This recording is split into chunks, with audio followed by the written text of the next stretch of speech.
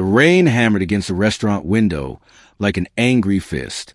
I stood on the sidewalk, the takeout bag growing heavier with each passing second, watching my wife through the glass. Sabrina, she sat across from Eric Lang, my boss, in that red dress I bought for our anniversary, the one I'd saved for months to afford. Her laugh cut through the storm, bright and sharp, and she leaned across the table with an intimacy that made my stomach turn to stone. Her wedding ring was off. I watched their fingers nearly touch on the white tablecloth, watched how his eyes followed the line of her neck. Everything I believed about us, about our marriage, our family, our future, felt like it was dissolving into the rain. George, she'd said that morning, kissing my cheek before I left for work. I love you. The lie had tasted like honey. My hands shook as the takeout bag slipped from my fingers. Fries scattered across the wet concrete. Sabrina's head turned. Our eyes met through the rain-streaked glass. She smiled, not the smile I knew, not the one that had made me believe in forever. This smile was cold, calculated. It held no love, only contempt. Then she turned back to Eric and touched his arm, as if I didn't exist at all.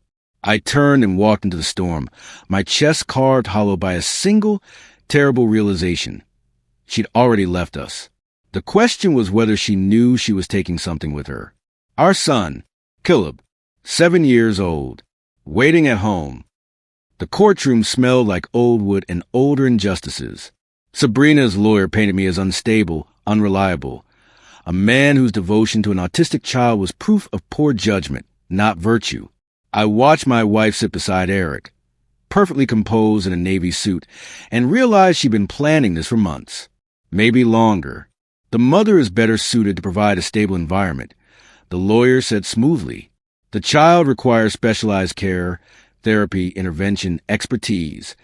Your Honor, I said, my voice steady even though my hands trembled. I am his father. I can provide everything he needs. The judge, a woman with gray eyes that had seen too much human failure, looked at me with something close to pity. The court awards primary custody to the mother. The father will have supervised visitation on alternate weekends. Sabrina's lawyer had already started packing her briefcase. But then, in the hall outside the courtroom, Sabrina whispered something that changed everything. She pulled me aside, Eric waiting by the elevator like a patient vulture. You're better suited for that kind of child, she said, her voice matter-of-fact. I have ambitions, George. I can't be tied down by this. Not Caleb. Not our son. This. What are you saying? She studied her nails. I'm saying the judge basically gave me the choice. I'm choosing the life I actually want. You can have Caleb on weekends. I'll sign over full custody if you fight it quietly. Something in my chest broke open. I looked at my son, sitting in the courthouse hallway, humming softly as he rocked back and forth. A self-soothing behavior the autism specialist said was nothing to worry about, just Caleb's way of managing the overwhelming world. You're abandoning our son, I whispered. She didn't look at me. I'm choosing my life. If that makes me the villain in your narrative, I can live with that. The papers were signed within a week. My name is George Carter, and this is the story of how I learned that love isn't what you feel. It's what you do. I took the first job I could find, fixing computers in a repair shop on Fifth Avenue. The pay was barely enough for rent, but I found an apartment above a laundromat on the east side of the city. The air smelled perpetually of lavender detergent and steam. It became home. Caleb was 8 years old when we moved in. He didn't speak much, maybe a dozen words on his best days, but his eyes tracked everything. His fingers moved with precision when he focused, and he had a gift for patterns that made my breath catch. I set up a small workspace in our living room. Nothing fancy. A desk I'd salvaged from a curb, a used laptop, a few monitors I repaired and kept. Caleb would sit beside me, rocking gently, humming. And then one night, everything changed. I was debugging a piece of code that had stumped me for hours. Caleb was humming, a melody with an unusual structure, mathematical almost. I glanced at him, and he was staring at my screen, his small fingers reaching out. It's okay, buddy, I said, just watching Dad work. But he pulled my hand toward the keyboard. I guided his fingers to the keys, and together we reached for the code. He pointed, gestured. His fingers trembled slightly as they hovered over the screen. I suddenly understood. He wasn't broken. He was trying to communicate. I transcribed his gestures into code modifications. I typed what I thought he meant. And my God, he was right. Every single change he indicated fixed a bug. I stared at him, tears blurring my vision. Caleb, did you just... He turned to me, and for the first time in months, his eyes held something like joy. He hummed again, the same mathematical melody. You're brilliant. I whispered. You're so brilliant, buddy. He reached over and patted my hand, as if to comfort me. Then he went back to humming. That night, I held my son and allowed myself to imagine something I thought was dead. Hope. Over the next 18 months, Caleb and I developed a language. He communicated through humming patterns, structures that had mathematical precision. I learned to recognize the melody that meant bug, the rhythm for breakthrough, the softer hum that meant rest. His pattern recognition was extraordinary. He could see connections in data that took me hours to spot. More than that, he was intuitive. He understood not just how code worked, but why, the intention behind it, the purpose it could serve. We began building something new. I called it Project Caleb. Not because he was a project, but because every line of code, every breakthrough, every victory belonged to him. He was a genius. I was just the translator. We worked late into the nights, the apartment filled with a hum of computers and Caleb's soft, constant humming. We'd order pizza, and he'd sit cross-legged on the floor, one hand on a computer mouse, the other humming out patterns while I coded. The other kids in his school said he couldn't learn. The specialist said he'd never communicate beyond basic needs. The world had decided Caleb was broken. The world was wrong. By the time Caleb was 10, we had a working prototype. It was communication software designed specifically for nonverbal autistic individuals.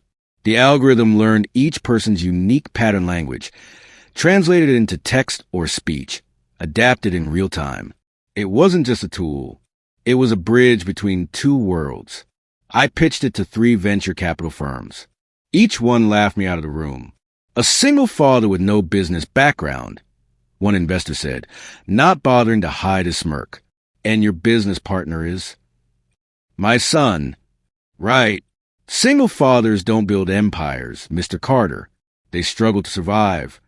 I walked out humiliated, my chest tight, my pride in tatters. But Caleb held my hand in that elevator and he hummed, a soft, encouraging melody I'd come to recognize as his way of saying, "It's okay, Dad. We keep going." They don't understand yet. I told him, but they will. He squeezed my hand. That's when I knew our success wouldn't be measured in dollars or recognition. It would be measured in every parent who finally heard their nonverbal child. Every child who finally had a voice. That was worth everything. It happened on a Tuesday night in November 2018, exactly 2 years after our first apartment morning together. I was analyzing medical datasets, looking for patterns that might improve diagnosis accuracy for early autism intervention. Caleb was on his favorite chair, the old rocking chair we bought at a second-hand store for $20, humming softly. Then he stopped humming. He stood and walked to the desk, something urgent in his movement. His fingers reached for the mouse, pulled up a data visualization I'd been studying. "Dad," he said, 2 syllables, clear as a bell. My entire body went still. "Dad," he repeated, more certain, his eyes, green like his mother's, but infinitely kinder, locked onto mine. "Look." With trembling hands, I adjusted the visualization. Caleb pointed at a pattern I'd overlooked completely. The data showed markers, distinctive genetic expressions that appear consistently in early autism spectrum presentation. If we could identify these markers early, intervention could begin sooner. Earlier intervention meant better language development, better social integration, better lives. "Caleb," I whispered, "you found it." He hummed that beautiful mathematical melody, and I realized he was humming in triumph. I pulled him into my arms and wept, not with sorrow, but with a kind of overwhelming gratitude that only comes when someone you love exceeds every boundary the world places around them. We're going to change everything. I told him. I promise you, buddy, the world is going to know your name. He pulled back and looked at me with the seriousness of a 10-year-old who just accomplished something impossible. Our name, he corrected, his voice still rough from disuse, but perfectly articulate. It's our name, Dad. We registered Caleb Tech on December 15, 2018, in a small office suite we could barely afford. The walls were bare. The furniture was hand-me-downs. But the tech was revolutionary. Caleb designed the logo himself. 2 circles connected by a curved line, each circle containing a small dot. It's us, he explained, pointing first at one circle, then the other, holding hands. Even when we're different. I framed it. The next phase required capital. I approached banks, investors, tech accelerators. Most rejected us before I finished my pitch. But one woman, Victoria Chun, a venture capitalist with neurodiverse daughter, listened. She listened to everything. When I showed her the algorithm, she cried. When I told her about Caleb's pattern recognition, she asked to meet him. Caleb sat across from Victoria in our cramped office, and he showed her his breakthrough. The genetic markers that could revolutionize early intervention. He walked her through the science, explained it in the hybrid language of melody and precise technical language that had become his signature. Victoria leaned back in her chair and smiled. How much do you need? What? Series of funding. How much? My hand shook as I told her. $2 million. She funded it, not because she believed in me, but because she believed in Caleb. And she understood that the world had been underestimating people like him for centuries. Caleb Tech grew exponentially. By early 2022, when Caleb was 13, we expanded to 40 employees.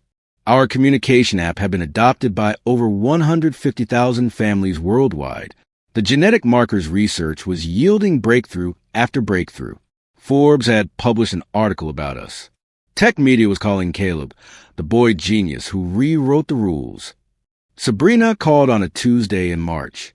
Her voice hadn't changed. Still had that cultivated lightness, that practiced charm. George, darling, I heard Caleb Tech is doing remarkably well. My entire body went rigid. It had been 14 years. 14 years since she'd left. Since she'd chosen Eric, chosen ambition. Chosen everything except the child who needed her most. How did you get this number? I have my ways. Listen, I've been thinking. Caleb deserves more than one parent. He needs the influence of a mother. I've made quite a success of myself since everything. Maybe it's time we reconciled. For Caleb's sake. I could hear the calculation in her voice. Caleb Tech was worth $1.2 billion at current valuation. The news had broken last week. Suddenly, a son she called a career-ending mistake was a golden opportunity. No, I said quietly. George, be reasonable. I'm his mother. I deserve. I hung up. My hands were shaking too violently to hold the phone. Caleb found me in the kitchen. He was 16 now. Tall for his age, with an intensity in his eyes that came from seeing the world differently than everyone else. Dad. He still didn't talk much. Still relied on his humming language for complex emotions, but he'd learned to speak when it mattered. You're upset, she called. I said. His entire body tensed. He'd never known his mother, except through stories, through the void of her absence. But he understood, somehow, exactly who I meant. Did she? He couldn't quite form the question. She wants to come back now that we're successful. Caleb was quiet for a long moment. Then he hummed, a melody I'd never heard before. Discordant, angry, betrayed. But underneath it, something else. Understanding. He hummed again, and this time the melody resolved. It shifted, changed into something almost peaceful. No, he said, his young voice carrying more weight than any voice I'd ever heard. She doesn't get to do that. 3 weeks later, a journalist named Sarah Martinez contacted me. She'd been investigating Eric Lang's business practices for an article on corporate corruption. In the process, she'd uncovered something explosive. Sabrina's affair, her deliberate sabotage of my career at the company 14 years ago, the emails where she called Caleb a career-ruining accident, the conversations where she and Eric had plotted to take credit for my work. Sarah had the receipts. All of them. "I'm publishing this on Sunday," she told me. "I wanted to give you a heads up, to ask if you wanted to comment." I thought of Caleb, of every child who'd been called broken, of every parent who'd been made to feel inadequate. "No comment," I said. "Let the truth speak for itself." The article dropped like a bomb. Within 72 hours, the story had gone global. The woman behind betrayal, how Sabrina Carter destroyed her husband's career to climb the corporate ladder. The emails were everywhere. Screenshots of her calling our son a mistake. Images of her lipstick-stained messages to Eric. Eric, desperate to save his reputation, released a statement. "I have no further connection to Sabrina Carter and never endorse her actions. I was not aware of the extent of her deceptions." Sabrina tried to fight back. She hired lawyers, gave interviews, claimed the emails were taken out of context. But the court of public opinion had made its verdict. She was a villain. Her career ended within a month. The International Medical and Technology Summit took place at the Javits Center in Manhattan on October 2nd, 2023. Caleb Tech had been invited as a keynote presenter. Caleb, now 17, would be speaking about the next phase of our research, using AI-guided genetic analysis to predict neurodevelopmental conditions with 94% accuracy. The stage was blindingly bright. 1,000 professionals, investors, journalists. The entire industry was watching. Caleb and I stood backstage. He was wearing a navy suit that made him look older, more serious. His hands were trembling slightly. "Ready?" I asked. He looked at me, and his eyes were steady. "Ready, Dad?" We walked onto that stage together. The logo flashed behind us, Caleb Tech, founded by George and Caleb Carter. I introduced our research. I talked about the journey, the struggle, the small apartment above the laundromat, the nights when I wasn't sure we'd survive. I talked about the specialists who said Caleb would never communicate, never contribute, never matter. Then Caleb spoke. His voice was clear now. He'd worked with a speech therapist over the years and developed the ability to speak in public, though he still preferred his humming language for complex emotions. He presented the data with the precision of a scientist and the heart of a young man who understood deeply what this research meant. "Every child deserved to be heard," he said, standing at that podium. "Every mind deserves to be understood. We're not fixing people. We're creating bridges." The audience was silent. Then, slowly, the applause began. It built into a roar. From the audience, I caught a glimpse of Sabrina. She'd come. I don't know how, but she'd found a way to get in. Her face had gone pale, watching our son, the one she'd abandoned, the one the world had written off, stand on one of the most prestigious stages in the world and receive a standing ovation. Her mask slipped. For just a moment, I saw the calculation fall away, replaced by something raw, regret. Pure, devastating regret. Then she turned and walked out. The media dug deeper after that day. More emails surfaced. Evidence of Sabrina's ongoing attempts to leverage Caleb's success without having earned it. Interviews with former colleagues who spoke about her manipulation, her cruelty, her casual dismissal of anyone who didn't serve her ambitions. Sabrina tried calling me. I didn't answer. She tried emailing. I deleted them unread. She tried reaching out to Caleb. I blocked every attempt. Then she showed up at our office building on a cold day in November. Security found her in the lobby, trembling, her perfectly styled hair falling loose around her face. The woman who'd once looked like triumph incarnate looked hollowed out. "I need to see Caleb," she said, her voice cracking. "Please, George. I'm his mother." I came down to meet her. We stood in that lobby, the same building where Caleb Tech now occupied an entire floor, where genius lived, where love had built something unbreakable. "You left when love was hard," I said quietly. "Don't come back now that it's easy." She fell to her knees, literally fell, her body giving out under the weight of what she destroyed. Security escorted her out gently. She didn't resist. Caleb watched from the mezzanine, holding my hand. We didn't speak. We didn't need to. He hummed, a gentle melody, almost like a prayer. That was the last time we saw her. 2 years later, Caleb Tech launched the Sabrina Initiative. Yes, we named it after her. But Caleb's reasoning was pure in a way I could never have managed.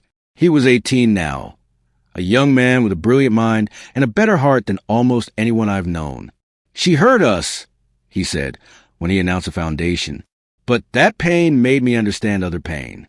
It made me want to end it for other people. So I'm forgiving her, and I'm using her name to build something beautiful. The Sabrina Initiative focused on reaching underserved communities, providing free access to Caleb Tech's communication software to families who couldn't afford it. We provided funding for autism research, for speech therapy, for the kind of intervention that could change lives. In her name, built from her betrayal. Some people said that was too generous, that she didn't deserve it. Caleb disagreed. Dad, forgiveness isn't about what people deserve. It's about what we need to become. I realized in that moment that I hadn't raised Caleb. He'd raised me. 5 years after the Global Summit, Caleb and I stood on a beach in Montauk. The sun was setting, painting the sky in shade of amber and rose. Caleb was 22 years old now, sharp focused, and absolutely at peace with who he was. Caleb Tech was valued at over $10 billion. We'd turned down acquisition offers from the biggest tech companies in the world. We wanted to remain independent, to stay true to our mission. Caleb wasn't famous anymore. The media had moved on to new stories. But in the circles that mattered, his name meant something profound. It meant revolution. It meant inclusion. It meant love winning against all odds. We did it, Dad, he said, his voice carrying the confidence of a young man who knew exactly what he was capable of. We did. I agreed. She had no idea what she was throwing away. I thought of Sabrina, where she was now. I didn't know. Last I'd heard, she'd moved out of the city, lived quietly somewhere in the Midwest. Sometimes articles would reference her, always with the word disgraced attached. Her infamy had become permanent. But that wasn't our victory. Our victory was this: the 10 million families using Caleb Tech to communicate, the breakthroughs in understanding neurodevelopmental conditions, the children who finally had voices, the parents who finally understood their children. Our victory was love, not the romantic kind that breaks under pressure, not the ambitious kind that devours everything in its path, but the fierce, unshakable, everyday kind, the love that shows up, that builds, that never abandons. She left when love required work. She tried to return when love meant reward. But by then, we'd learned the lesson she never could. Peace, dignity, and the quiet triumph of love are worth infinitely more than anything she could ever take from us. Caleb took my hand, and we watched the sun disappear into the ocean. The world had called him broken. The world had been catastrophically, beautifully wrong. 20 years after Sabrina left, I received an envelope, no return address, just my name written in handwriting I recognized immediately. Inside was a single page. George, I heard Caleb won the Nobel Prize in Medicine. I heard him speak about inclusion and how every mind matters. I heard him thank you for everything. I won't ask for forgiveness. I don't deserve it. I just want you to know that I was wrong about everything. Wrong about Caleb. Wrong about love. Wrong about what matters.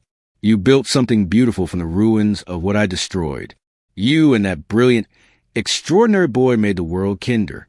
I'm proud of him. I'm proud of you, even if I forfeited my right to be. Sabrina, I read it once. Then I burned it, watched the smoke rise into the night sky, and felt the last weight lift from my chest. Caleb, now Dr. Caleb Carter, with a Nobel Prize and a legacy that would outlive us both, stood beside me. He hummed a melody I'd learned to recognize as peace. Then he smiled and said, "Now we're really free." I learned something tonight. I watched Sabrina walk out of our lives forever. Respect is non-negotiable. Your worth isn't defined by anyone else's seating chart. Not by who gets the credit. Not by who your family believes first. My story proves that silence can be a weapon and patience can be power. Every night I spent coding with Caleb in that apartment above the laundromat. I was building something invisible to the world. But it was real. It was ours. It was everything. If this resonated with you, share it with someone who's been gaslit into invisibility. Tell them your silence doesn't make you weak. Your boundaries don't make you difficult. Your survival makes you extraordinary. The world will try to convince you that walking away means failure, that rebuilding alone means defeat. But I'm standing here. My son is standing beside me with a Nobel Prize around his neck, and we know the truth. We know what we built from nothing. Subscribe and hit that notification bell for more stories about setting boundaries, finding your worth, and turning humiliation into triumph. Because the revolution happens when you decide to write your own ending. Your worth was never in question. It was only ever waiting to be remembered.